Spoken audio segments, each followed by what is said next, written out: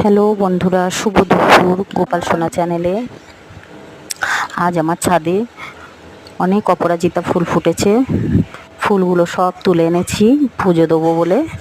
এই ফুলগুলো দিয়ে মালা গাঁথি আমি, 4-5টা করে মালা হয়। আজকের মালা গাঁথবো না, আজ সব এমনিই ঠাকুরকে দিয়ে দেবো। ছোট্ট একটা মা তারা আছে, তেনাকেও আমি এই ফুলই দিলাম। শাকে এই ফুল দেবো না, একটা নাকচম্পা ফুল দিলাম। আমি জানি না লক্ষ্মীর ঘটে দেওয়া যায় কি, কিন্তু আমি মা লক্ষ্মীর ঘটেও আমি ওই অপরাজিতা ফুলই দেব।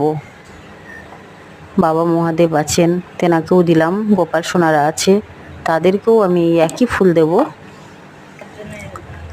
কেমন লাগছে বন্ধুরা আমি জানি না, কিন্তু আর অন্য কোনো ফুল নেই।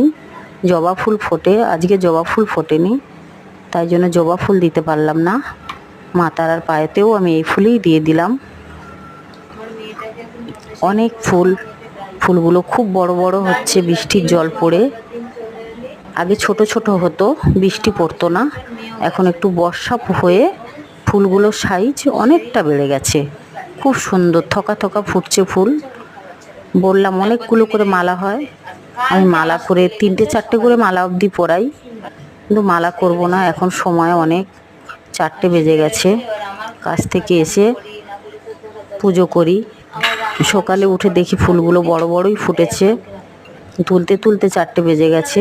যাই হোক, আমি দিয়ে দিলাম ঠাকুরকে ফুলগুলো। জানি না কোন ঠাকুরকে কি ফুল দিতে হয়, কিন্তু আমি সবাইকেই এই ফুলই দিয়ে দিলাম। আমার গোপাল সোনাকেও এই ফুল দিলাম। বাবা মহাদেবকে তো দেয় সেটা জানি, কিন্তু মা লক্ষ্মীকে দেয় কি সেটা আমার জানা ছিল না। তখন বলছে আমার